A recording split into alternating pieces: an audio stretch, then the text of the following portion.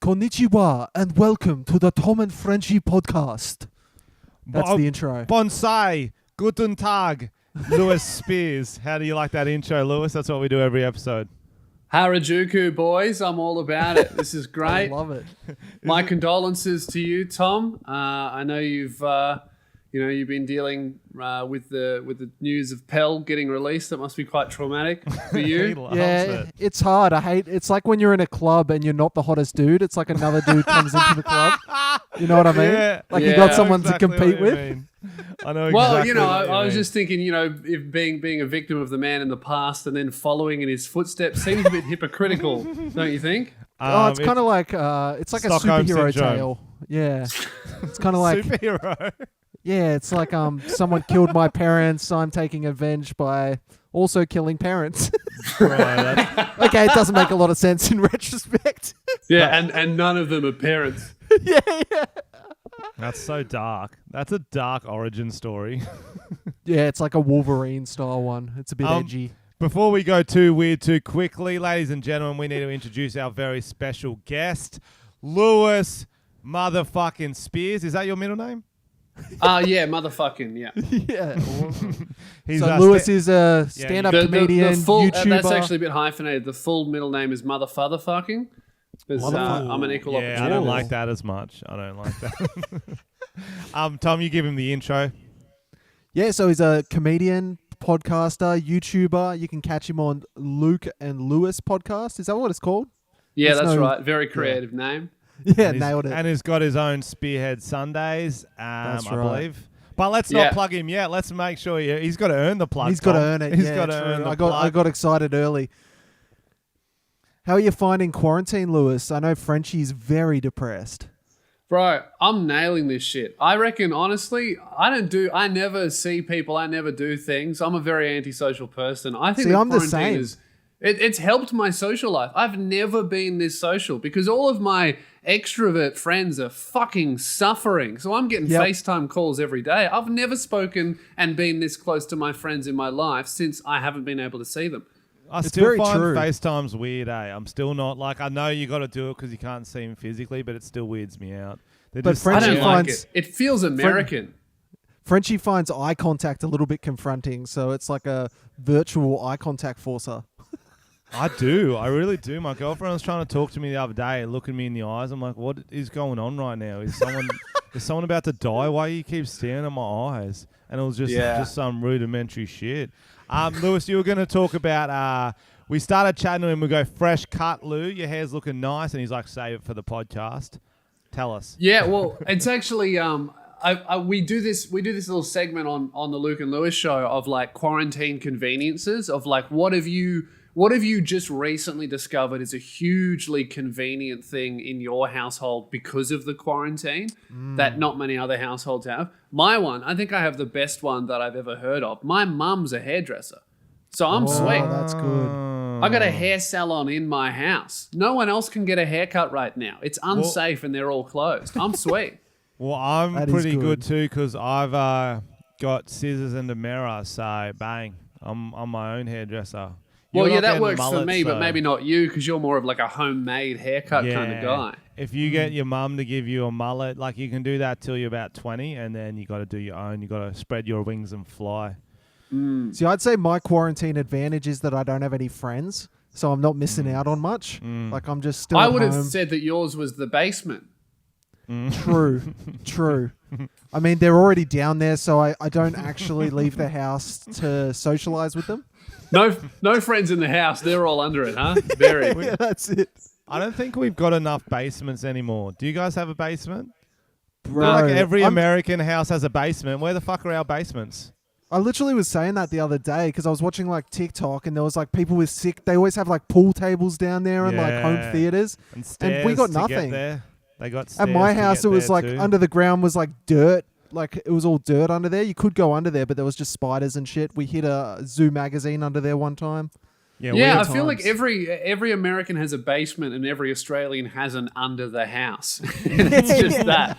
Like if you rip out some wood, you can get under. You would never want to because something in there is going to kill you, but you can do it. I remember we actually tried to make it a thing because we all watch American shows. But we went under there and it was just fucking dirty and terrifying. Yeah. And it wasn't a cool hangout. Yeah, I've been under the house a few times to get balls and stuff, and a few times I enjoyed it, and then a few times it's just there's like animals. It's quite it's not that good. It's definitely an animal thing to do, not humans. So how are you going, Lewis? Because I know Frenchy had so many of his shows cancelled. I imagine it was the same for you. Is it a nightmare? Bro, it's fucking rough. But it's rough, but it's also like I can't complain because I feel like obviously everyone's copped it. So it's just I'm trying to view it as an opportunity. Like I feel like because we do the online thing and the stand-up thing, often you're always prioritizing one over the other depending on the time. So when festival and tour's over, obviously you're prioritizing the shows, but like it sucks, not being able to do the shows and meet the fans and stuff. But like the plus side of it is I think I've needed to focus on my online content for 3 years. And this is that opportunity, No, it is good. Kind of refocus things. Yeah, I was like that the same. I'm like, you know what? I'm going to fucking go. I'm going to take off and launch to the moon. And I was like, I'm going to take over the TikTok world. Kind of like, I don't know, you have a similar story. And it literally just happened after I was on your podcast. It was, I'm like, I'm going to drop 2 to 3 videos every day. And I started doing that, and 2 to 3 videos every day got fucking banned. And the latest one that got banned, I'm just like, I'll give up now. Okay. Some of them I get. I swear, whatever. I'm Australian, whatever. I did a cool bogan glow up that got banned. I've re-uploaded a few times. The one that got banned, that's killing my life. It was a stupid Instagram story. You might have seen it. I put an orange in my mouth, played the song Wiggles, fruit salad, yummy, yummy, and just zoomed across my head. That's all. I remember that one. 3-second clip.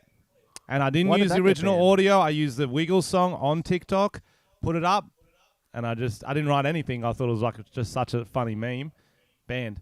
3 times I tried to upload it. Fuck, tell me. You tell me. Tell me. Bro, TikTok doesn't make any fucking sense at all. Like all of my stand-up clips, which have gone viral on like every platform I put them on, every time I put them on TikTok, they get taken down for like sexually graphic content. Meanwhile, you can scroll through the feed, you'll see a million 15-year-old girls shaking their tits with 30-year-old Indian pedophiles and Tom commenting love heart emojis. And that flies. I do that. I think what should happen with that, you're dead right, there's too many, I've got 2 things to say about TikTok actually. There's too many underage girls doing very sexual things. I think there needs to be different filter on their videos, or that's a good or a idea. warning, like a rating at the movies. M15 plus, True. M15 plus. They get T15 plus. They're 15-year-old titties. Just be aware when you're watching That's actually this. a fucking sick idea. Thank you. Because you know what? More than once I've seen a video and gone, that's pretty good. Checked out the profile. Fuck, I gotta call the cops on myself. Bro, I saw this really good one. And it was, I thought it was really attractive girl. And then in the background, I saw Tom just wanking. I'm like, that girl couldn't be overage. She wasn't. That was in my basement. Basement chat. You can tell by the I dirt recognize walls. that pool table. The other thing I want to say about TikTok is that we all know where it's from, yeah? China. So we don't know their culture because they only let a few things get out to the Western media. Maybe they hate oranges, you know what I mean? That's why that one got banned. Maybe there's something about your stand-up they hate, that chain you got. I don't know. We don't know. That's true. They also must hate the mentally disabled because there is no protection for those people on that app, huh? Bro, every viral video in my For You feed is a retarded guy doing something retarded and everyone going, you're a retard, and just cyberbullying him. It is the most morally reprehensible app on the face of the fucking planet. It's a place for cyberbullies, and that's coming from me. But like, I hate it because I watch it. I'll be like, oh, I have to look at these comments. I have to. I know. It's fucking bad. Yeah, I have noticed that as well. It's like I'm pranking my Down syndrome brother, and it's like, ooh, is that okay? Yeah. I think that's how every social media actually starts off, is with borderline retarded people going viral. Like Facebook started off with all the Justin, what's his name? Justin Ryan. Yeah. Yeah, he I was. saw him on TikTok. That He's was straight over there. massive. There was all weird, like a lot of embarrassing type viral videos on Facebook, TikTok's doing the same thing. It's actually really interesting. That seems to be how social media evolves. It's like first come children, then come pedophiles, and then come the mentally disabled and the people who hate them. And sometimes if you the have all lines four of blur those between things, those it's a huge two app. as well, the pedophiles and retarded people. Sometimes a bit of a mix. Yeah. I think I tuned. I mean, out we all know how you did in this. school, bro. Wow, Tom, that is. Well, the True. other thing I want to say, Lewis, about how we don't know what's going on in China. I don't know how often you listen to this podcast, but we Every have a day, man. man. We have a man on the ground in China, so we do get the latest happenings. We've got the original. What should I say? The guy who started COVID-19. From You got Wuhan. patient zero. We got patient zero. His name is Batsu, and we're going to have a chat to him right now. Oh, incredible. Batsu, are you there? Oh, hello. It's me, Batsu. Say hello to Lewis Spears. We've got an Australian comedian for you to chat to. Oh, Ruiz. Hello, Batsu. How Oh. are you? Oh, very well, thank you. Have you tried bat soup before? He really likes his bat soup. No, I haven't tried any bat soup, but It's have very you good. tried saying a bad word about your government? Oh, no. You mustn't. He will Very- never. Batsu Very would never. controversial. No. Batsu, I'm what are your trying to thoughts? get TikTok famous. Yeah, what are your thoughts on TikTok, Batsu? Have you been doing any good videos? Yeah, I do eat the bat. It's a dance. Yeah. And eat the bat. Yeah. That's one of my famous moves. Everybody's using my sound. Yeah, that's good. Now, Batsu, I just because you're on the ground and you know a lot about what's happening in China. What's with all that concentration camp for Muslims that you guys have for the Uyghurs? Is that real? That's real, isn't it? Oh, Wigga, please. We do not do that. That's all. his That's all catchphrase. bullshit. That's his That is- catchphrase. That is, how do you say, government conspiracy. That is from Trump. He Yeah. doesn't like China. He Yeah. doesn't like us. And he made that up. And it's Oh. actually, Batsu wrote a song about Trump. It's a short TikTok type song with a dance, and I think he's going to do it right now. Yes. Let me prepare. My trumps, my lovely lady lumps. Oh, That's all. That's It's very good. short. Okay, so Batsu. how can I make bat soup at home? Like like obviously there's the bat element, but like what else goes into it? And is it a specific type of bat? Do I need to get it from a tree, or should I go for something more natural and get it out of a laboratory? You don't have to go to Gotham City. You just go to tree. You just find any old bat and you just add water. H2O. Just add water like the TV show. You know? Yes. Do you get that over there, do you? Yeah, it's one of Australia's greatest exports. Very, very hot of age women in the show. What other what other exports have you got? Australian exports do you get over in Wuhan? We get Huey's cooking. Sometimes he tells us to just add butter. Yeah, The I've actually delicious seen bat the soup. Chinese version of Huey's cooking, which is Wooey's cooking. It's Wooey's mostly bat cooking. recipes, but it's quite good. Yes, we stole that one. Okay, that is probably all we got time for. Any last words, Batsu? Thank God this is over. That's his other catchphrase. It's not as popular as Wigger, please, but Okay, goodbye. see ya. Thanks, mate. Good to talk to you. Yeah, Lewis, what do you think of Batsu? Man, honestly, great. And definitely worth being cancelled by Twitter over, I think, boys. Great character. I'm about it. Oh, Yeah, thank you. he's been gone for 10 episodes. He's been going strong.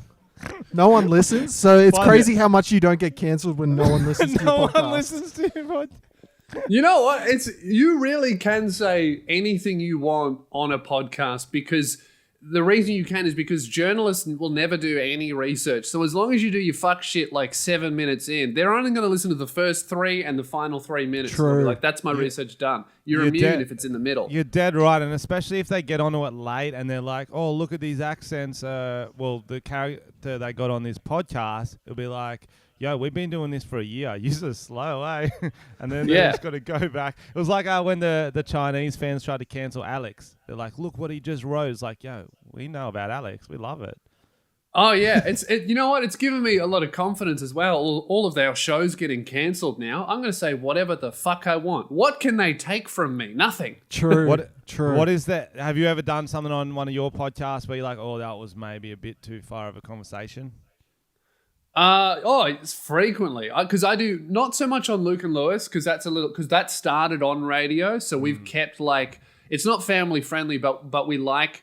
I like, because I do a lot of fuck stuff, I like being funny without that. I love silly, stupid stuff. So that's kind of the space for that. But Spearhead Sundays, that's just me by myself, ranting for an hour. There is no one to give me, even a facial expression that indicates maybe I've gone too far. It's just me yelling at a wall. And sometimes I'll listen to it back and be like, fuck, that's probably not good. But I haven't been cancelled yet. How do you find doing the one with Luke and then the one by yourself? How is the energies different? Because it must be hard to kind of talk by yourself in a room. Man, it was initially, because my favorite podcast is Bill Burr's podcast, which is a solo one. And he kind of was proof that it was possible. Because I tried, Spearhead Sundays came first, but before that I had another group podcast, and it was such a bitch to get two other comedians in the same room at the same time. It was so difficult. So I was like, well, I know that I'll always be wherever I am. So I'll just do that almost out of necessity. And it started off just 20 minutes, and then it got to 30, 40. And now it's sometimes I go an hour 10. It's just fun. Wow. That's cool. Yeah. I can't talk to myself for that long unless I'm playing FIFA. Then it's more like a motivational. It's like, let's go, French. You can do this. Come on, get some. Oh, fuck, that sort of stuff. So I don't know how you're doing a soliloquy, if that's the word. Man, I would listen to that. That sounds like you could put that on while you're masturbating and you pretend you're fucking Frenchy. Yo, that'd be a good video. A little short one called FIFA Tourette's. That'd be good, actually. He's writing it down. Look at him. He's writing that down. I just got a notification I had to close. Sure. Fuck you. Just fucking go. So Lewis, we're going to go through and kind of, if people haven't heard of you, we'll kind of go through your life and how you got into this game. So when did you first start doing comedy content? I started when I was 18. I always wanted to be a stand-up. I saw Leno and Woodley's farewell show when I was 12, and something clicked in my brain. I was like, I want to fucking do whatever that is. It was yeah, they were great. I saw them on a school trip once. They just surprised us, and we went to see Leno and Woodley. It was sick. Awesome, that's so cool. Yeah, they're my all-time faves. Because it was cool seeing not only them do the show, which the job looked really fun, but because it was their farewell show, it was all of their fans came out, and they were sad to see them go, but happy. And I was like, it was a combination of wanting to do that job, but also wanting that connection with an audience beyond just, doing a Channel 9 show and performing to mums and dads. Yeah. And then when I was 18, I started fucking around on Facebook and making videos and messing with people. And I was just doing it for my own enjoyment because I used to do it all the time. I was always on websites like 4chan and shit, fucking with people. And it was just fun. And I did that for honestly 8 months until I was like, oh, this is comedy. I can turn this thing into an audience that I can perform stand-up to. Yep. Well, I find your career arc very interesting because you started off not just, but you were trolling the media. That was your big thing. What was Australia's worst cyberbully you were called at one point? Yeah, that's what a current affair called me, yeah.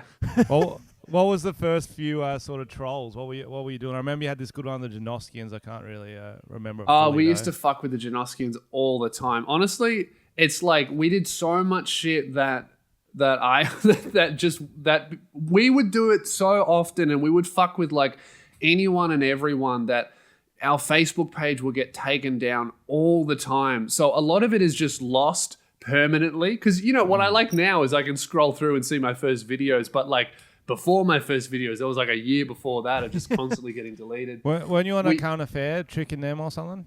Yeah. So you organised a rally, like a fuck the Janoskians rally. That's what I'm trying to get to.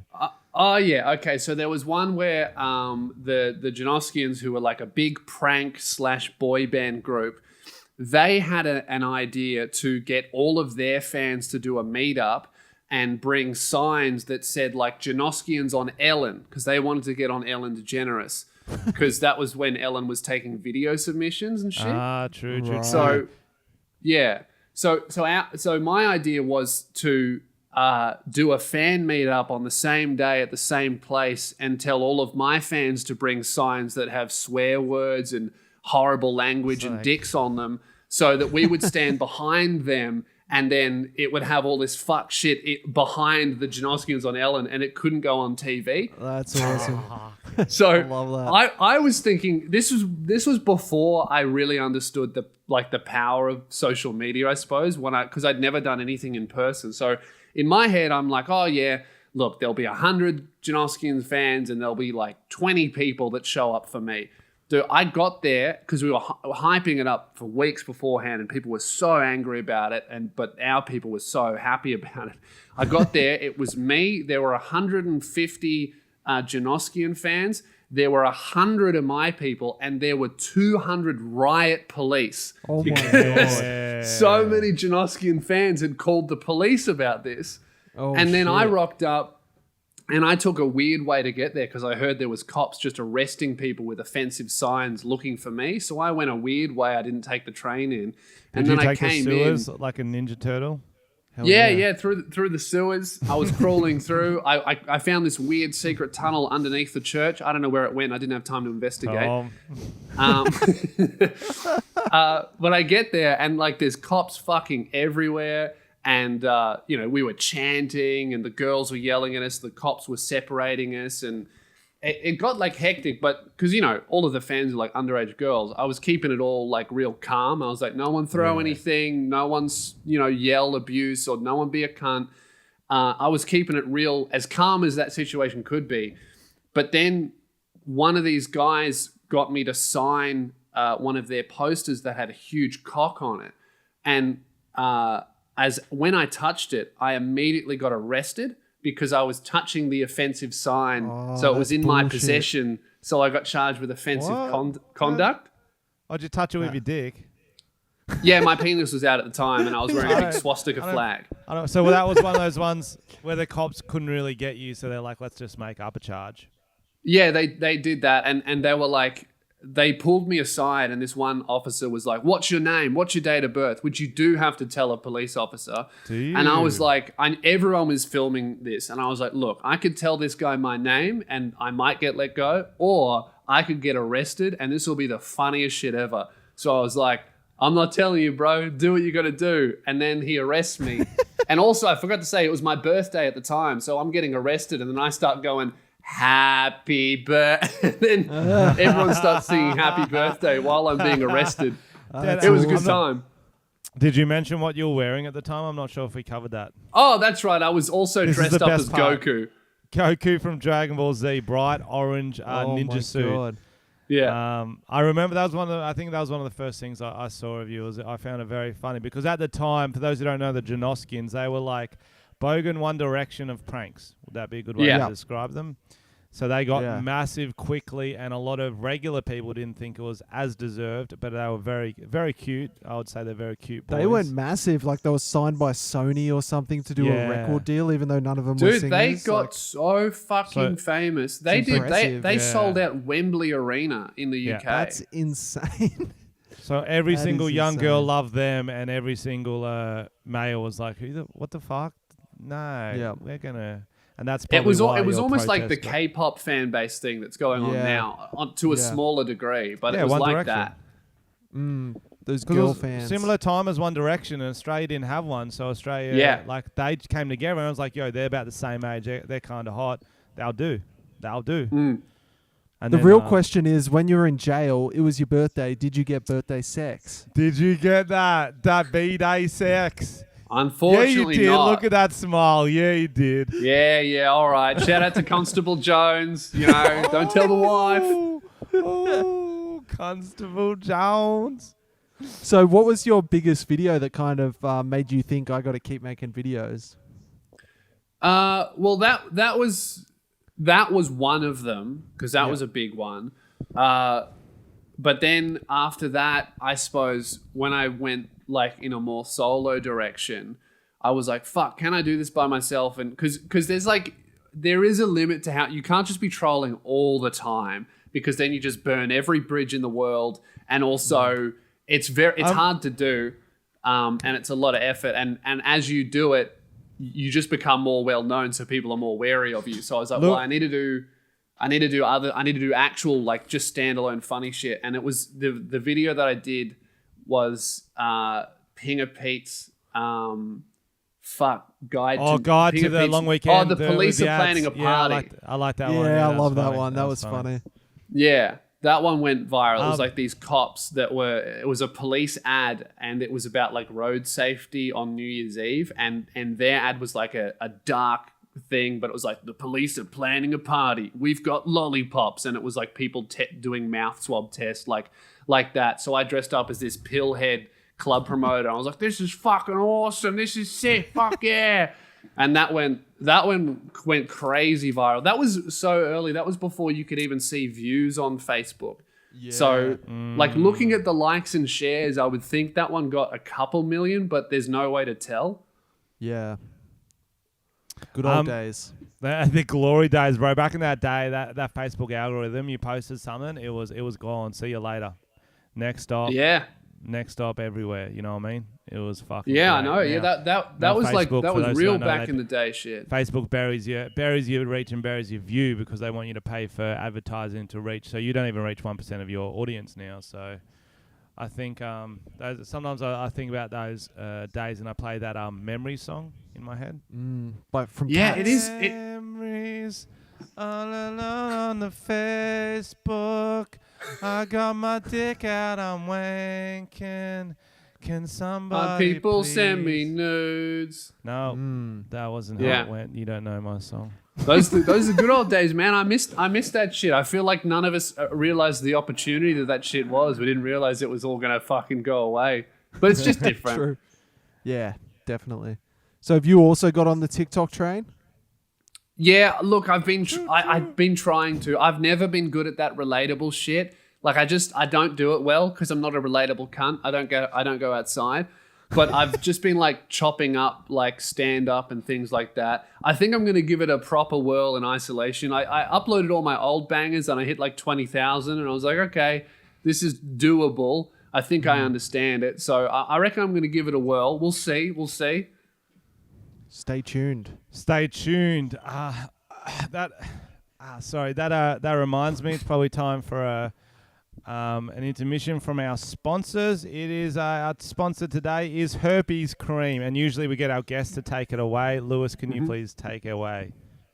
Yeah. Well, ever since I shook hands with Frenchy then scratched my nuts, I've been dealing with a big problem. And that problem is, of course, herpes.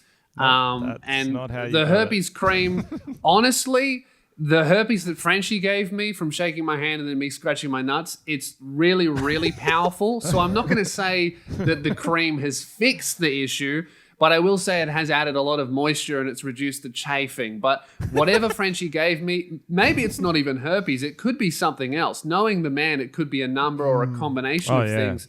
Herpes, AIDS, syphilis combined to create a new strain. For all I know, he is patient zero of coronavirus. But this herpes cream, look, it does smell nice. So I'll give it points. Thank you very much for that. And that's why you should never shake hands. That's on you. Lewis, remember to practice those social distancing. # Yeah, fuck, that is my fault, isn't it? No shakes. For Frenchy, the victim blamer. Mate, you're in charge of your own destiny, okay? So don't blame me. Everyone knows not to touch me. You see a guy that looks like me and you shake hands with me, that's on you. At some point, that's on you. True. You could be Harvey Weinstein's lawyer. That is good. Would you? Yeah, he wouldn't get off. I'd argue against him, but I could do it. Like, He'd get off. He gets off when he wants to get off. You know what I'm saying? no, he doesn't. Like, how good's that fucking Harvey Weinstein trial? He's out there like raping chicks, and then as soon as he gets caught, he's like, "Oh, I need a walker to move." Oh, a lot of people Right. do that. Who was the other one who did it? Someone else did it really famously as well. They all just—it's like a strategy. They just pretend to be all fucking decrepit. It's so shit. Man, it must Oh, work because it must work, they yeah. all Stephen do it. There's Hawking's- got to be something to it. Stephen Hawking's was the other one who did it. Yeah. Okay. Big poser, that guy. Yeah. One of those. Oh, he's really smart for one of them. She was asking for it. Do you think he would be as smart if he wasn't? What's the thing he's got? Had? He's Down dead. syndrome, I think. Yeah. No, but like, fucking hell! I knew I shouldn't have opened up this can of worms. But like, if he wasn't born with that disability, do you think he would be as smart? Well, But no, he 'cause couldn't he- do anything else. He had to train his brain to be smart. He was smart before he was in a chair, wasn't he? Because Oh, he I had haven't that. seen this movie. The disease he has progressively gets worse and worse, I think. So I think he was running about, but definitely he would have become way smarter. What else is there to do? He would be quite True. good in isolation, I think. I think so. Well, I don't think anyone's seen him for a while, so he's been isolating for a long time. Yeah, He's but in a you know what I coffin. mean. You know what I mean. Shout out the Hawk. Shout out the Hawk. Do you reckon he fired himself into a black hole? I would have done that if I was like, get my ashes sent into a black hole. That's pretty fucking science, man, for sure. That's science, bro. That's science, baby. That's science. If I was in the science community, I would just be like, look, I don't care what you do with my body, just keep it the fuck away from Neil deGrasse Tyson. That cunt is annoying as fuck. What's your favorite type of science? I gotta say, favorite type of science, pseudoscience. I love it. Like horoscopes. Yeah, horoscopes, vaccines are evil. That's the only real all that. science. I'm about it. Yep, that's the only real science. Oh, sorry, Alright, I was going to burp, and then So Lewis, let's move on. We've finished off your life, and then we can get into some more guests. Okay, that's good. I'm looking forward to meeting people. Jesus, really is more than the Tom and Frenchy podcast. Here I am thinking I'm the special guest. Fucking woohoo's up next. Right. Recently, you were in America. You dropped it on your YouTube channel, Spears vs. America. I've seen the skits which you have released on your YouTube. They're fucking awesome. Very well filmed, really funny, and very chaserish vibes. Yeah. Tell us about that, maybe. Sorry, I've got a thing in my throat. Tell us about that. How'd you film it? And especially that, I really like the one where you got on the news was fucking crazy in America. Yeah, so Spears vs. America, it's like a concept that I've had for fucking ages. And you're right, it's like inspired by The Chaser. I love them. I grew up on them when I was a kid, and I was so inspired by them. Just them, like that show was just fucking with everyone. It lived up to its title, The War on Everything. And that's kind of what I really like, is like, rather than, I'm sick of all this like shit of like, oh, I'm a left-wing comedian or I'm a right-wing comedian. It's like, bro, I'm a comedian. I'm going to make fun of them all. I love that. Here's what's crazy is that I don't know how many comedians you've seen. None of them even have wings. Yeah. Every single one has arms. Have you seen them, Tom? I think that's a fact, yeah. Not all of them. Like Adam Hill doesn't have a leg. That's not a wing, though. No, it's a wing of the humans. A wing of the humans. Holy shit. Moving on. Moving on. So, yeah, go on. Yeah. So it was like a concept I've had for a while. It was just like waiting for the right time. But we ended up, just going over to America, and we were there for 14 days, and we shot it in 10 days. So we had a few days of planning, and we shot the whole thing in 10 days. And like, it was a fucking crazy hectic rush, but we did a lot of stuff that I wanted to do. The me hoaxing the news was a real interesting one. So if you've seen the clip that I've put on my YouTube channel, it's real funny. I really like it. the original idea for that, because it's funny when you go into like real situations, because I go in with a script and a plan, but like none of the other people know what they're in. They don't have any script. So if they do something that I'm not expecting, I have to pivot the whole idea.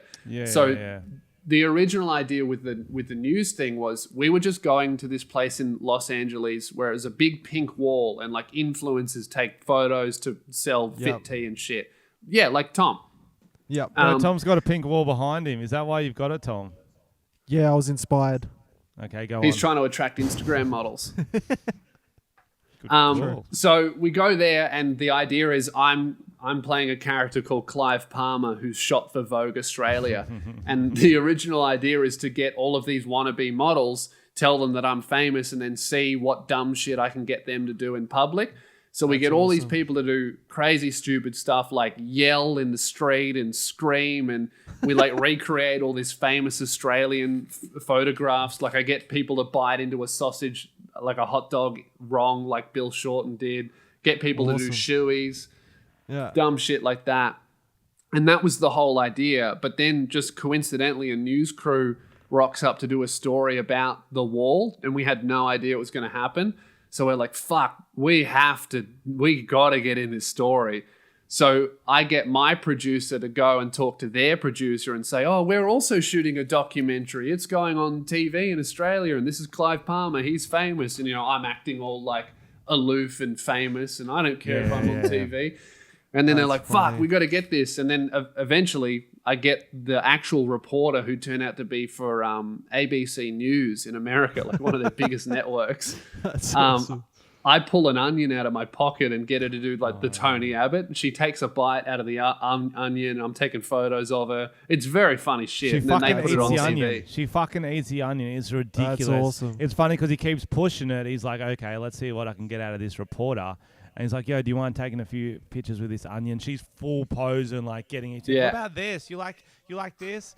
Like just full the camera. Her That's camera awesome. crew's fucked off because they don't give a fuck anymore. And that's what's so funny. And she's still going. And then Lewis, yeah, maybe just take a, and then bang, she just bites it.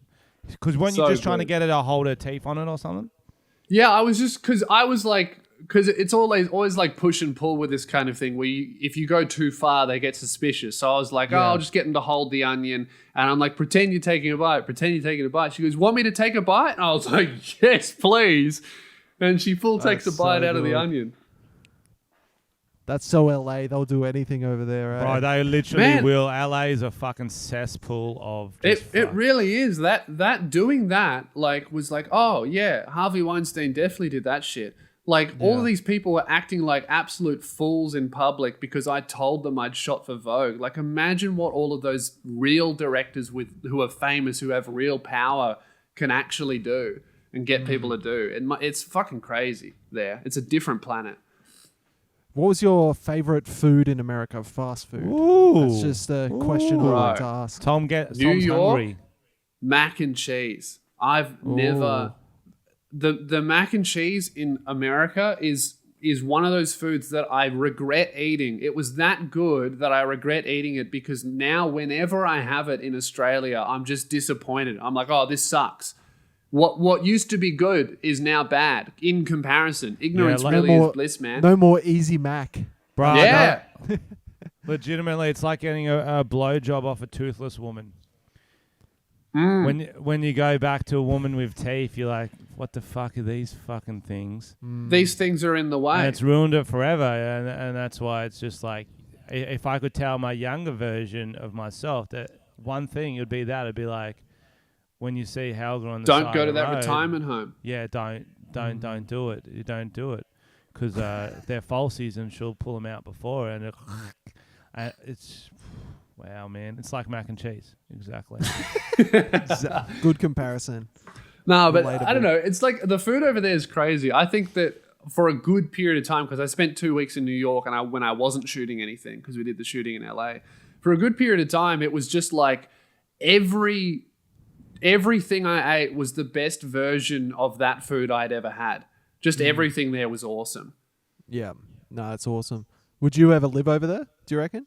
That's the goal for me. Yeah. I want to be in New York. Like that's where New York's because what I loved about that was like I was seeing stand up every night. There are comedy clubs like the comedy there's sellers. like actually next if level. you live there, there's like 30 that's within half an hour of you. Like that's real, and they're on every night. And I hung out with Andrew Schultz, and I cool. ran around with him doing spots, and he did in one night like 4 club gigs in one night, and like that's how you get good. Like in Australia, to perform to like a paying crowd in a club that's like not your own tour, to do 4 gigs, that's maybe like it's impossible. 3 weeks or a month, whereas they're doing that every fucking night. Yeah, it's impossible to do more than 2 gigs in a night in Australia. We don't have enough comedy rooms. We literally have nothing. It's I found very interesting about Andrew Schultz, and you'll know more about this than me. I've heard a few of his podcasts. For those who don't know, he's an internet. He's not an internet comedian, but he sort of came up by posting his stuff online because everyone else sort of rejected him, and he's literally one of the best in the game right now. I found after this, I've got a hot take I want to talk to you about. I got an idea, but yeah, go on. Can't wait. So anyway, what I found interesting about he was talking about his gigging, and for one whole year he sat down to tell jokes because he wanted to find where the funny was in the joke with just the way he said it, and no extra energy, extra sort of moving around on stage. He was just saying, I wanted to make sure if the words are funny enough, you don't need to do nothing. You just need to learn how to deliver it. Right, I didn't know that. That's interesting. Yeah, bro. He was talking about on maybe Theo Von's podcast or the other one, Tiger Belly. It was one of those ones. Yeah. Yeah, so that's crazy. Right. That is really interesting. I mean, he's right. Like when you write a joke, when you're at first writing it, all you have is words, and then you add in, delivery and fucking movement and personality and spice, in Frenchy's case, a mullet. Like all of that shit it all helps. Is add-ons, but if the words aren't funny, none of that other shit can save it. Well, I know they're the same. For a weaker bit, I will have to give it more on stage, or I will have to go through it fast and give it more energy to sell it more. Whereas I think that's really cool. There's that. Really, what you should be doing is working on that bit, so you don't have to do that. That's so good. I'm just gonna sit down. It does apply to like other forms as well, like video. Like if a script is amazing, it's going to be great. But even if like actors are great actors, but they're doing someone's shitty writing, they can't make it good. Like, it's kind of the same. Yeah, that's vibe. true. Yeah, it's so. I have an idea, and I've been thinking about this a lot, and I think that did we start that shit, the online thing in Australia? I think the online thing and doing stand-up comedy. Did we start that shit? I feel like Australia was on it independently of America like a long time before. I'm not talking podcasts, because podcasts have been around much longer and before us. I'm talking about putting shit on YouTube and then doing stand-up comedy. I think were we doing that first? To be honest, because everyone in America were taught don't put your stuff online. You don't want to burn your stuff. Try to get it onto a Netflix or a Comedy Central. They used to love Comedy Central. So I think you might be right. I know. At the same time as Andrew Schultz, I was uploading crowd stuff exactly as he was, and then I only saw his like a couple of years after I was doing it. I was like, oh, there you go. It might have been one of those things where two things are happening at the same time, and people. I don't think we influenced them. No. To start it, but I do think that we were a few years ahead of it, which is interesting. Yeah, we're Australian. That's what we fucking do. Yeah, we own it. That's right. Everything. Australia's in the future. Let's fucking go. Oh my God. That's right. That's Australia, podcast. man. Being at the forefront and inspiring no one. That's what people say. They say Australia are ahead of its time. That's what they say. That is very, very true. Just legalized gay marriage, but we're in the future. Best mac and cheese in town, Australia. That's wrong. That'll be. What do you think we could troll Americans about, like saying that Australia's got it better than them? Maybe army or something? Like straight face, you go, yo, we've got the best army in the world. Yeah, well, reckon. it's They'd go it's- for army, bro. Armies, they're very into. But that's their why army that would over there. trigger. That's why it would trigger them. That's why it'd be so Oh, yeah, funny. that's definitely true. trigger That them. would make them very angry. What would trigger them I'm- the most? Like the three most biggest lies. Obviously, we don't. But if you say with a straight face, That's what's Ah, interesting fuck, as yeah, well. I would say Yeah, like having the armies- biggest military. Yeah, because they've got bless our troops when you Yeah. go through the airport and shit. It's fucking crazy. I got another good one. That'd be funny getting an argument with American about. That we Yeah. have the best NFL players. Yeah, True. American That'd be football funny. players. The best team is in Australia. I'd Yeah, that's love true. To riff on that. A riff and on that. right, we have more freedom because this one's actually yeah. true. True. It is, They'd bro. hate We got that. way more freedom. We got less people in jail. We got. I don't know. That's my only point. But you know, nailed it. Less people in the Nice. country too, so that's more freedom because there's more areas you can walk in. True. Also true. That is true. We They got can less own tigers, coronavirus. They We can have a own lot of tigers. furniture stores called Freedom. We So we do. literally have Oh, more Freedom stores in them. Sorry to all our American listeners that we have more freedom than you, but we still love you. Come over here. Come check it out, our freedom. We might not be talking about the freedom that you're thinking of. We're talking about the furniture store, but Furniture, we baby. do have more. Furniture. And that's what it's all about at the end of the day. Furniture. It's literally my favorite thing about being overseas is just making up lies about Australia. Even less like something like full naive like that. Like in Australia, we have the best coffee tables. You don't even know. You do not even know. Oh yeah, that's all that I did, and also what's really funny as well, being an Australian, because I was there by myself, so I was only with Americans, and they were all like people I had just met. So you start to get a sense. It's almost like you feel when you're there, you feel a little bit psychic, and you start picking up on energy from Australians that have been there before Oh, you, okay, because you'll be in conversation, and they'll tell you that, oh, you guys do this, yeah? And it's something that we've never done. It's fucking insane. And you'll start to pick up on, oh, that must be fucking Damo from 30 years ago. He planted that Yeah. rumor, and now it's spread into a bullshit lie that they all believe. Like, you start to pick up on whiffs of Australian bullshit while you're just talking to people. For real, it's like being someone's reference for a job interview. When they ring you up, you just go with it. Like any Americans, like, I heard you guys do this in Australia. Oh, yeah, up north they do that. Yeah, we don't do that as much. But yeah, Queensland. Yeah, I haven't done it. That's more of a Queensland thing, but I do know yeah. that does go on. No, they will rescue all those emus. It's just neck to neck. They don't use arms, so it's pretty fair. Have you ever done a fake reference? I've done several. Fake No, I reference. would love to do it for someone who's got a job.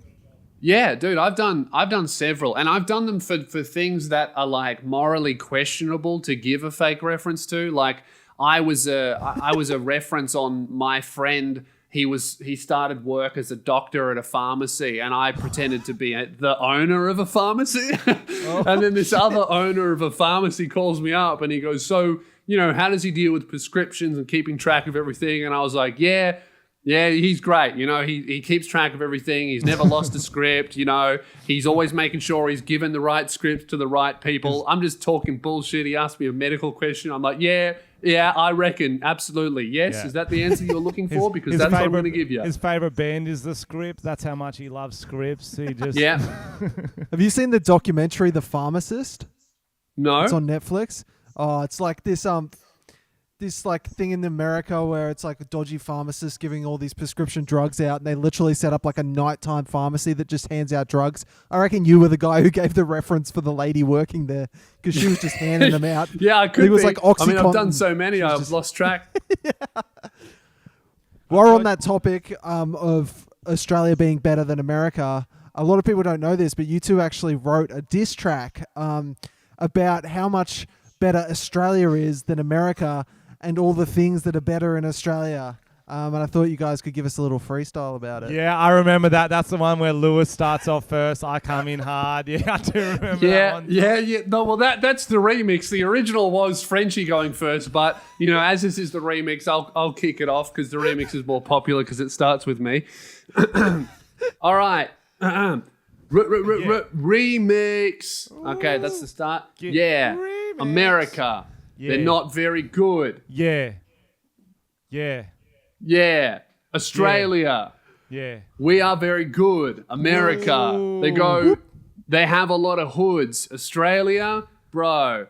Fuck yeah. In comes MC French Dog in the hizzle, coming for your nizzle. Yo, get some of our mac and cheese, bitch, it's better than yours. Get some of our boomerangs, bitch, it's better than yours. We're Freedom Furniture, coming at you with our coffee tables. The best in the world, Now kick it, let's kick it. Batsu's on the mic, all the way from Wuhan. Take it away, Batsu. I'm not from America. I'm from China. I crawled out of your mom's big vagina. Oh, I'm from the United States of America. Don't mess with me or I'm gonna fuck you. I choked a little bit. I mean, Batsu choked a little bit. Batsu, kick it off with Yo, that chorus. what's That up? sexy. It's George Pell on the mic. George yeah. Pell's on the mic. George Fucking Pell's George on the mic. Pell. Touching kitties. I'm going to get sent to hell. God looked at me and said, what are you doing? I said, oh, well, it's fucking George Pell. Whoa. Very self-aware rap from George Pell. Very self-aware. Yeah. It's good that we're another great guest. Another great. Yeah, that's some few big names on this podcast. It's quite hard when we don't have a beat, Thomas. But was that the song you were thinking of that we did? Oh, yeah. Have you done more than one? I thought you only did the one. No, we just did We've just done the one. We did just do the one. It was a single. It wasn't an album deal. It was just a single, one-off collaboration. That was it. Yeah, not much rhyming in there, so it didn't chart very well. But it was semi-rhythmic, so we did try. We're so That's free, good. we don't need to rhyme. That's right. That's what freedom's about, baby. I would say three. Okay, yeah, I know you like rap music, Lewis. Mm-hmm. So 3 best countries that produce rappers. I'm going to give my list. You give yours. I'm going to say Australia, obviously number 1. Yep. New Zealand. I don't know if you ever heard Scribe. Very good at rapping. Yep. And then Middle Earth. Middle Earth. Frodo goes hard, bro. Really? Yeah. What does he rap about? I believe I've got a Tom's quick got the lyrics, thirst I from think. Frodo. Yeah, Tom's Tom, pulling up can the you lyrics. play that Frodo rap? The Frodo one? The Frodo Yeah. run. Oh, okay. It's Sure. the Frodo one with the Smeagol feature where Smeagol's singing the hook. Oh yeah, that's right. Yeah, I Tom remember knows that it all. one. Tom Yeah. knows it. Yeah. Yeah. Welcome to Middle Earth. My dick, it don't have middle girth. It's thick. I'm a hobbit. Frodo Open got your really mouth, you bogan. gotta gob it. Yeah. The Did Smeagol that chorus, sorry. Sorry, the Smeagol chorus. Yeah. My precious. That is the worst thing I've ever seen. Yeah, sometimes you got to warm up for these things. Yeah. Bro, Yeah. Frodo leaves the movie. He leaves the movie. He's getting on the boat. He's like, bye, Sam. I'll miss you forever.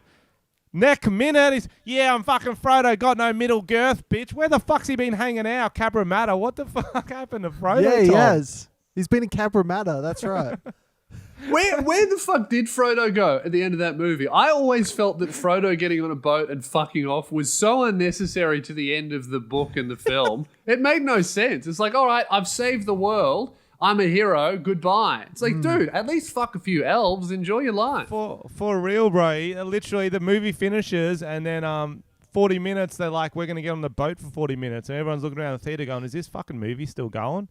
I think he got on a cruise ship or something, honestly. True. It's like the end of Grease where they just hop in the car and it flies off into the sky. Just makes no fucking sense. That's Grease Lightning, baby. Goes back to this. That's it. That would be such a good hook. So it flies back into the sky and the lightning comes down.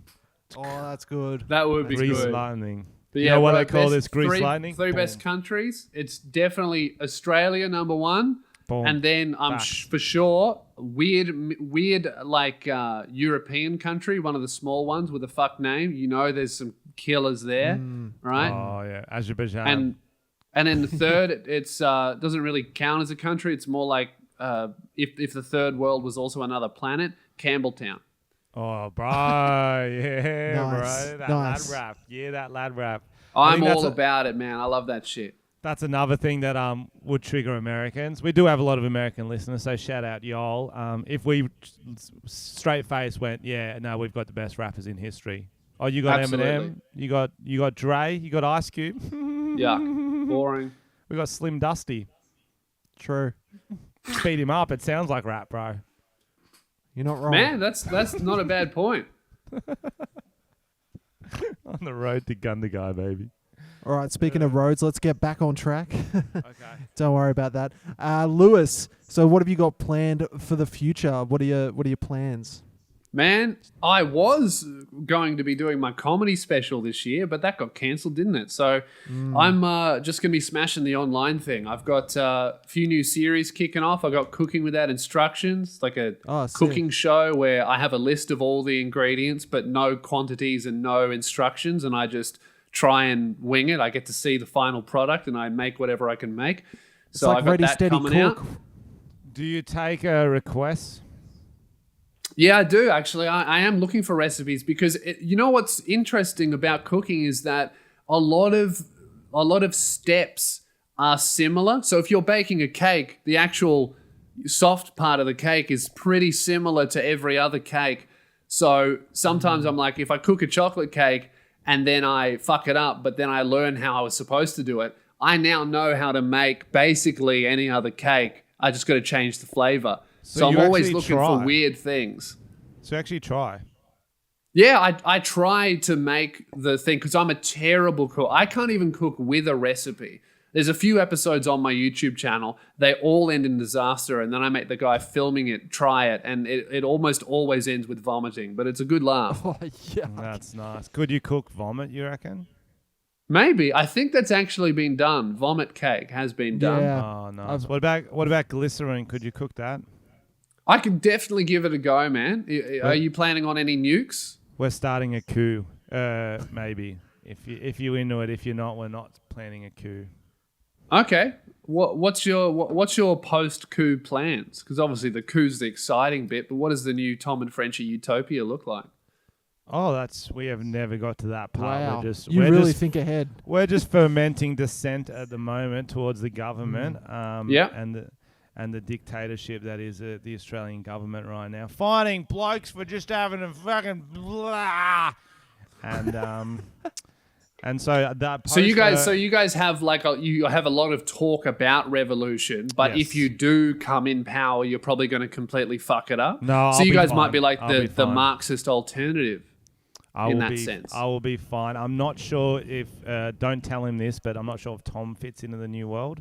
You're going to be one of those where you We'll do see it what he- together and then kill the other We'll one. see what he does in the revolution. If he pulls his weight, yeah, okay. Probably a lot he of earns his kids. stripes. Well, exactly. Yeah. I'm not about that. We're going to try to get rid of that in the new world. I'm That's going to gonna make be my own one of the world. rules. It'll be kind of like, in The Wizard of Oz when there's a lollipop kid land. It'll be like that. Yeah, I'll be like but the instead king. of lollipops. Yep, you know what they're sucking. Oh my goodness! You bring it out in him, Lewis. He's been extra worse this episode. He's been extra I worse. bring it out at everyone. Hey, my mission is whenever I guest on a podcast, it's like, all right, how can I get these cunts cancelled? You try to bring the pedophile out in them. That is a weird mission.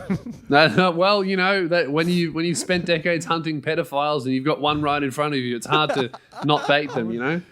I really want to make that movie. It's a pedo. Like we saw the guy Pedo Hunter who was on Facebook around. Like it'd be such a good movie, just a vigilante pedo hunter. That is a good idea. How is that not made? We're making it. So, are you talking like scripted blockbuster or documentary? I'm thinking scripted blockbuster. Yeah, Like Tom. Take Now It. yeah. I like that. Take It. Who's playing the main role? I mean, we know who Tom's playing, but who's like the hunter? It's going to be me. And so it's going to be like the origin story. It's going to be something, it's got to be fairly dark. Maybe I got touched as a kid or something. That'll be... It's got to be real. The climax. You Frenchie kind of has to look take like me Dog out. the Bounty Hunter, but without the steroids. Well, that's the pedo hunter. That's perfect. So that's what it'll start, just taking down pedos. Like some will be infiltrated. I'll have a little gang. I reckon I'll be using. There'll be like a little group of us. Maybe we'll start solo, and then we'll all sort of join in. I'll go scout people for special talent. I realize I can't do it alone. And then eventually it's working up to the one who did me when I was growing up. And we don't know who that's going to be yet. Maybe the Pope, wink. Who knows? That is good. I do like that. Most likely the Pope, yes. Yeah, but that could be a twist that it's not him. We don't know. I don't know. It's too easy to go after the church. I think we'll start killing a few priests. And then we'll move away from that. We don't want to stick around the church too long. This might end up being a trilogy. It'll be like John Wick, you know? Like every movie, the enemies get more powerful and dangerous. I like that. And I think it'll be, I think we need to make him quite a conflicted, like not an anti-hero. Well, instead of John Wick, the whole film's called Tom's Dick. That's a different I like thing. that. And you're just hunting for where it's been. That's a different thing. Oh, okay, so I'm like on the trail. That's gross. Fuck. It's a sticky trail, bro. Fuck It's easy to follow. That is It's like a nightclub floor. I apologize for everyone who had to have that visual in their head. You mean an underage nightclub's floor. All right.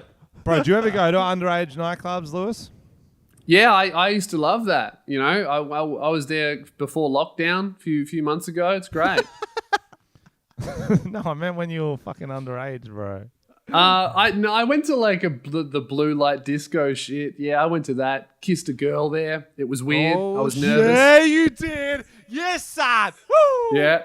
I was one of those that got a kiss at the blue light disco. And it was one of those that was like arranged a week in advance. Like, hey, at the blue light disco, it's going down. Yeah. That, and her friend arranged it with you? Yeah. Yeah, absolutely. Do you remember her name? The girl you kissed? Fran. Yo, damn, that's a hot name. Yeah, son. Yeah, why not? Had a crush on her for years. It happened. It went down. Shout out to Fran. Oh, you know, it was a terrible kiss. No, I didn't even enjoy it. I'm sure it was even worse for her, but it gave me that, you know, self-confidence boost I needed. Didn't touch a girl again for many, many years, but I had those training wheels the whole time. Nice. Fran Drescher, bro. That's fucking sick. Used to get so hyped when my mates would get the make out, get the passion, bro. I'm a hype man because I knew I was unlikely I would get it, so I'll just live through them. You know what I mean? Yeah, that's the energy that you got to take. I was similar, you know, like at some point when you're like from 12 to 15, at some point you realize how attractive you are and you go, you either acknowledge your place and you thrive there or you just get very frustrated and angry.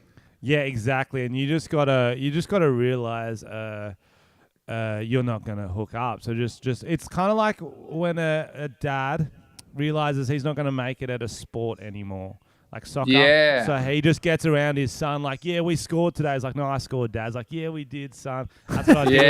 That's what I do when my mates would hook up. Oh, I got one little make out at a underage disco. So you be that into it? You be like, bro, last week I fucked Jessica. You be like, no, dude, that was me. He goes, yeah, wasn't it good? We did. Yeah, we did. Yeah, it sounds sus. Nah, bro, I got this one when I was 15. I think I was dating her. But anyway, it was the same sort of thing. I knew she was going to be there. Friends were like, she's probably going to kiss you there. I'm like, oh, cool. I don't even care. And I rolled in there. It was a place called a Powerhouse, I think it was, in Wollongong. Yeah. A lot of dudes rolling around looking to bash other dudes. Like, it was not a good ratio. Oh, really? There was a lot of that, wasn't it? Because a lot of dads wouldn't let their young daughters out of the house, understandably. And a lot of the dudes would roll in stacked. I feel like that's the same when you start going to nightclubs, though. There's that division of people trying to hook up and people trying to fight.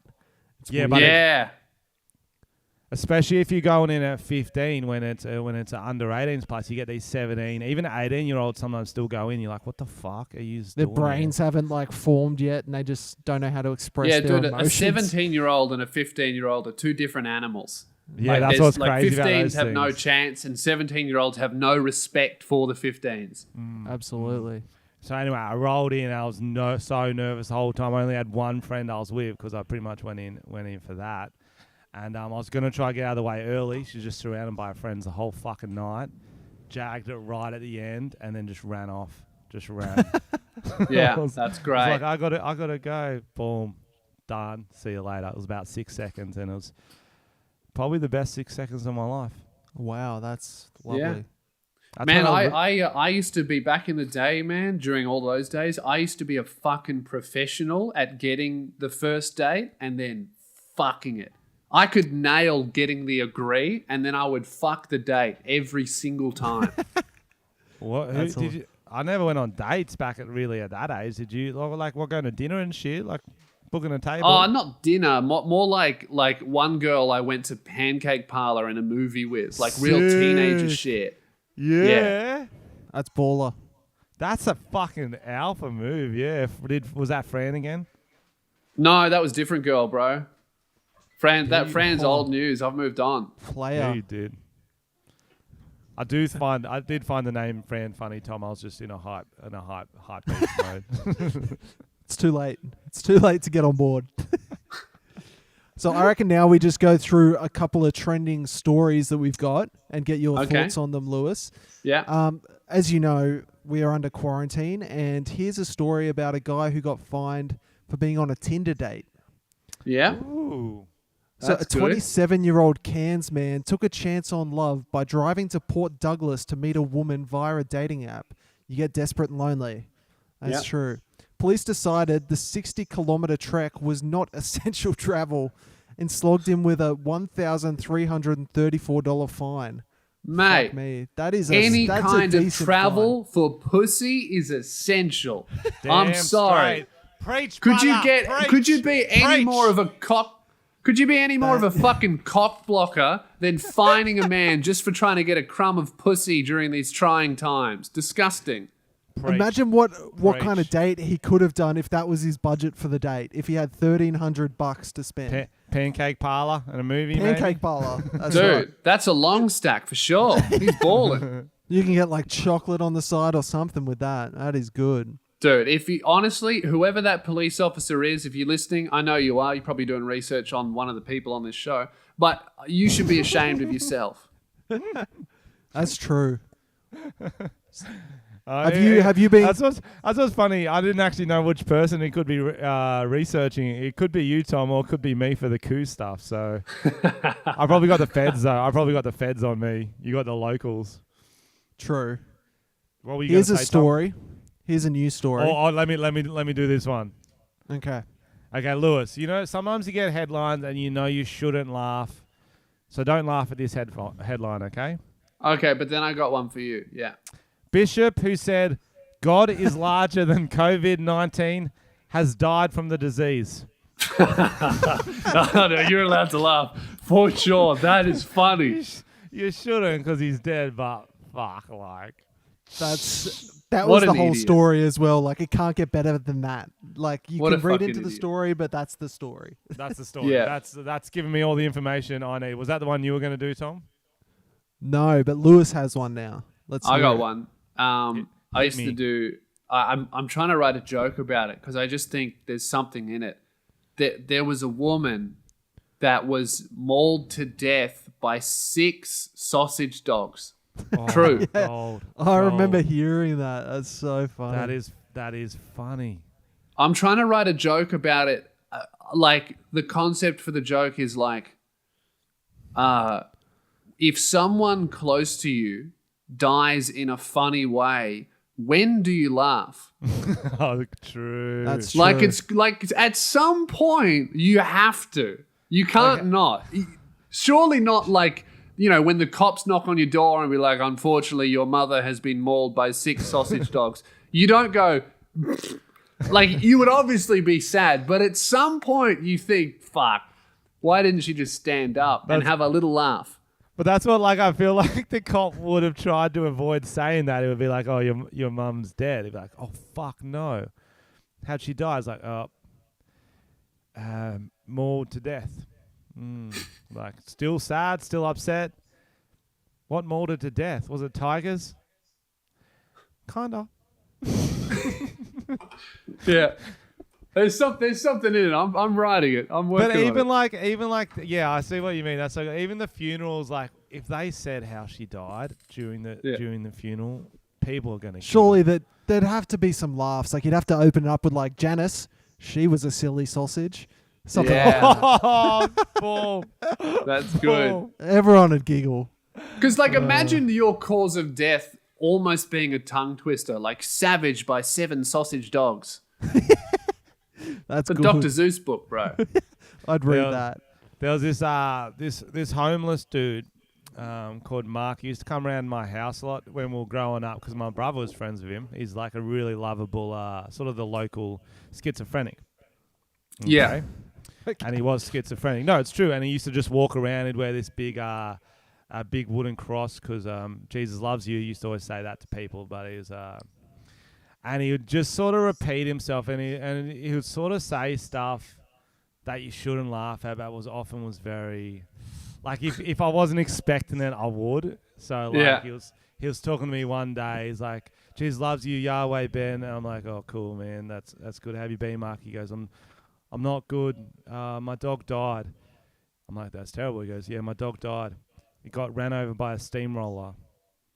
Oh my God. Swear. And I'm like, I don't think that happened, but he's dead serious when he's telling me. He's almost like really almost welling up, and I'm like, don't laugh, but that is a visual. I had a very similar situation. I was in Sweden. Were you driving the steamroller? Yeah, I wish.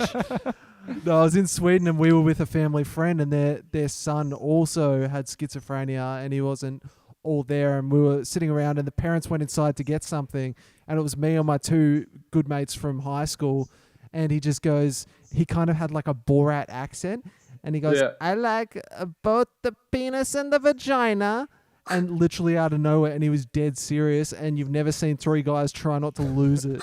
So like we were trying to be polite. So in his mind, he was like, I'm going to tell these boys I'm bisexual. It's probably a big deal in that He's year. coming out.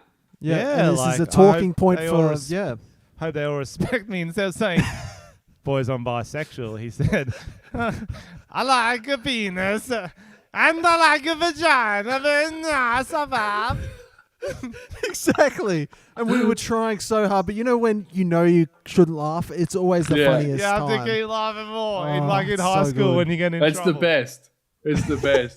Bro, having a homeless friend must be like quite difficult. The social cues are way off because like when do you go tell him to leave like your house?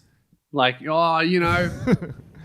surely you've got something else on, or it's getting pretty late. Time for me to head to bed. And then, he'll be like, yeah, I'm getting pretty tired too. And he'll just look at you like, please let me sleep on the couch. No, he was never really like that because he was kind of like a neighborhood cat in the way he had a lot of people he would visit. He'd built up a network. He was a survivor. Houses. He had that network.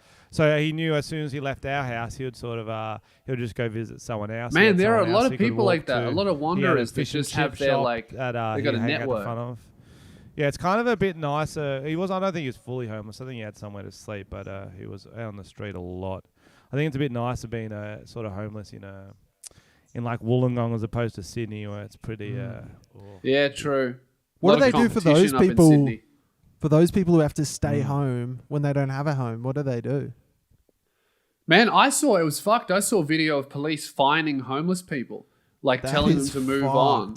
And like, if you don't move on, you'll be fined. And like, they were like, where the fuck do we go? And they said, I'll just go into the city. And they were like, we got told to leave the city. We have nowhere to go. And they were just fucking fining them. It was gross. That's bullshit. Yeah, cops just want them out of their jurisdiction. They don't give a fuck. They're just like, man, it's just them just trying to get their fucking quotas and tick their boxes. It's bullshit. It's like, surely some discretion would be used. What's that? Did you so now we're going to talk about your favorite comic, Lewis. Definitely. Yeah. Amy Schumer. Yes, yeah. Favorite comic, inspired me to start actually. Did you hear what she named her kid? Oh, fuck. Sure. Is this some stupid celebrity name? Yeah, but she had to change it. Tom, have you seen this article? I haven't. What? Seen She changed? Okay, I haven't heard of this at all. Okay, so I want you to. This is Can what you the take original. That, hey, French, take that chain off your hand. It's like hitting the microphone all the time. This is what the original name of her son was. Jean Attel Schumer. Do you know why she would have changed this? Oh, genital. That's fucking stupid. For real. Oh, no shit. What? Yep. That's the first time I've heard it, and I put that together. How did she not notice that? Genital. It was supposed to be. Genital. Oh. Yeah, like for That's her her best friend joke Dave yet. Attell. Yeah, isn't it? Isn't it really? That is her best joke yet. What do you reckon she's changing it to? That's not very original, though. That's the type of joke you'd see on the bathroom wall, huh? Yeah. Call my friend Jean Attell. And you read it and it goes, oh, that says genital. That's funny. But that's why it's like she actually changed it. She had to legally change the kid's name to David, I believe, is the middle name. So Jean David, whatever the fuck her last name is now, Schumer probably. I don't know. But I think that's so funny. That's so funny. What we should do is still it's not another fucking song, is it? Still call her kid Genital. We should let the kid's high school know that was going to be his name. Oh, definitely. We should just call. Wouldn't that be the worst thing ever? The poor kid. He gets into high school. That would fucking suck, because you know that it would start off right at a school. It would start off with everyone calling him Genital, and then that would be funny. But then that would get old, and then some kid one day would just be like, "Oi, ball sack," and everyone would just call him ball sack. To get more specific as it went on, more crude. Wait, cunt head. But that's the thing. She's talked about it now. Her kid's not safe from it, because someone will be like, "What?" He'll be like, "My mum's a comedian," and then the kid will look up, blah blah blah, Amy Schumer, Jean, and the article will come up. And go, your name used to be Genital. Boom! It's all over the school. I'm sorry. That's it's too late, Amy. That's hilarious. As if she didn't notice that. Shouldn't have told everyone. Especially a comedian should be able to figure out that your name is a joke. Like, if anyone's going to do it. If you had to change your name to be the funniest for stage, what would you change it to?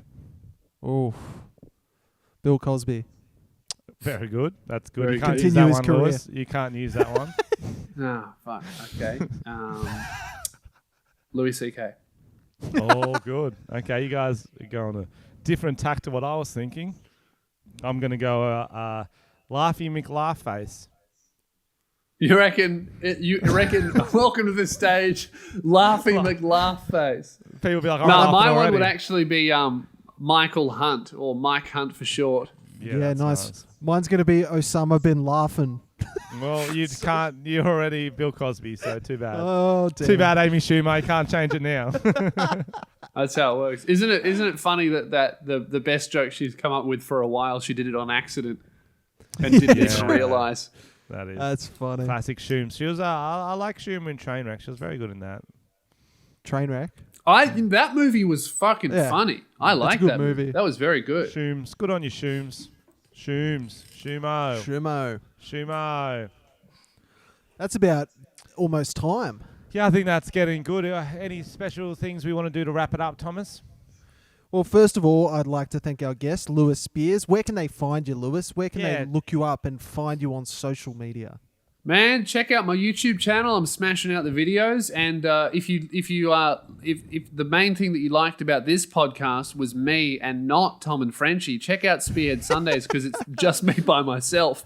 If you like banter, maybe it's not for you, but if you like a man swearing alone in their fucking bedroom, that's the place for you. Check it out, Spearhead Sundays. All about it. Thanks for having me on, boys. So you're thinking there might have been a listener who would just mute me and Tom when we start talking, and I just want this. That's fair. Yeah, well, how about, you guys have a Patreon, don't you? Why don't you release a version of this podcast that's just my audio, your track, just my responses? Oh, that's what we're gonna do. We need to talk to you about something you talked to me on your podcast about. Yeah, our listeners know right now Tom's got a work experience boy called Xander, and I found out Lewis revealed that he's a mole. I heard. He is a motherfucking mole. Is this true, Lewis? Absolutely, mate. You guys actually think he works for you. The whole time he's been working for me. Xander has been a big fan of the Luke and Lewis show and my stuff before you guys, a long time before. And as soon as he got the job, we found out that he got the job before your listeners found out about the job. And he's been working, been fact-finding. And Tom, you should expect a knock at the door very soon. So what is his... So what is his role? What did you send him undercover to do? Just gather information. Just fact finding. What we sent him in was the idea. What we had was we said, Xander, it's very important because you'll be involved in the planning of the Tom and Frenchy show. Whenever Tom and Frenchy have a good idea, give it to us first. Now, it's been a few months. We haven't heard anything from him. So we're waiting on that first good idea. But when you guys have one, it'll come straight to us. Well, you just got it. It was Pedo Hunter, and too bad he didn't get it for you. So sorry, Xander, you've blown it. You've blown it, mate. If you want to start working some Asian characters in, some Chinese characters, go for it, mate. Yeah, you might have to have a few guests, I think. A few guests, a couple of dog shit freestyle raps. The Luke and Lewis show is going to be booming. That's right. No, the Batsu is trademarked though. If he jumps onto yours, there will be We're suing. There will be a coup. There will be a Another coup. motherfucking coup. A separate coup. All right. Batsu's banned. Any more tips for people for quarantine? It can be serious. It can be a joke. You know what? A tip for quarantine that I found really good is get interested and do a hobby that doesn't involve screens. Because that's real difficult. Because I work on screens. I suppose like most people working home, they're probably working on a screen and then they look at their phone, which is a screen, and then in their downtime, they're probably playing video games, which is a screen. My eyes have been fucked. I've started can you see reading. my eyes? Do they look baggy to you? Yeah, I did a 10-hour FIFA sesh yesterday. Oh my god! And then I did 8 today. Just working hard. Yeah, you got to hustle, bro. That's terrifying. They are big. They are big. Yeah. So what was your hobby? Sorry, you're painting. Or did I make that Yeah, up? man. I paint toy soldiers. I'm all about that Warhammer life. Not like bloody friendly Geordies. He's doing it as a joke. What a fraud. I'm doing this shit for real. Does he rip on Warhammer? Does I didn't even know Warhammer was still going. No, it's huge. It's bigger than it ever was. It's great. I love it. Hang on. I think the best thing about quarantine is that Here we go. Yes. Ladies and gentlemen, we've got Xander on the chat now. Xander, are you there? To the mole. Hello. How are we going? We've just been hearing about that you're a mole, Xander. Explain yourself. Which part are we explaining? Well, Xander, I think what you're going to have to tell the boys is you're going to have to tell them your real name and also your operative number. Okay. My operative number is 42069. Why are you breathing so hard, bro? He's wanking. Yeah. It's hard being in the same course, both Tom and Lewis. They're just such big molesters in my life. So. Oh my god, you too, Lewis? I thought he was going to say influence. Well, what I always look for in an intruder is the most nervous man alive, and we've really found that in Xander. When we got him in for the interview, and I said, "Man, why do you want to infiltrate the Tom and Frenchy show?" And as soon as he said, I knew he was the one. Yeah, why isn't your camera on, Xander? What are you doing right now? Because I'm on my computer, and then this one doesn't have a webcam. So. When was it made? It's just a monitor. It's a desktop.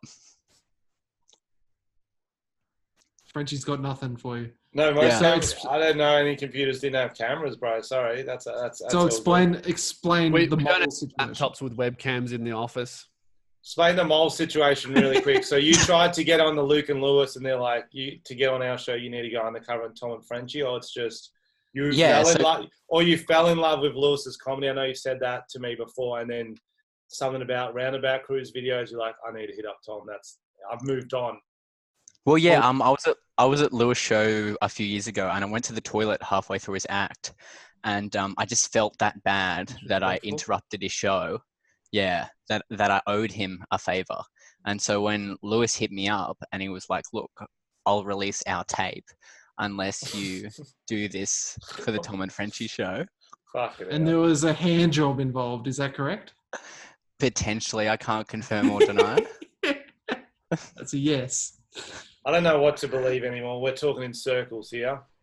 Mate, if Xander, if you say one more line about that fucking hand job tape, I want you to bite down on that cyanide. That'd be a weird tape. But we'll go into that later. Thanks for coming on, Xander. How you surviving, bro? Real quick. Pretty good. How are you guys going? Good. Yeah, good. Frenchie's struggling. Frenchie's having a tough time. Is he? He's sad. I'm fine. Does he feel he's fine? He needs some Xander love. Oh, okay, well, everyone else in this chat's got it. That's a bit of Xan. No, Xander, sorry, bro. A few Xannies. We're just going to be... It's fucking weird. All right, guys. Okay, see you, Xander. Yeah. Lewis, thanks for Dude, coming you know on. what? I reckon the new nickname should be Zanny because every time he comes on the show, he puts the whole audience to sleep. I think that's a good name. Oh, Xander, you got you. Oh, Lewis, thanks for coming on. Any last words? Love you, bro. Don't worry. You're still employed. Okay. thank you. Tom, any last words? Sayonara. Yeah. Lewis? Konnichiwa.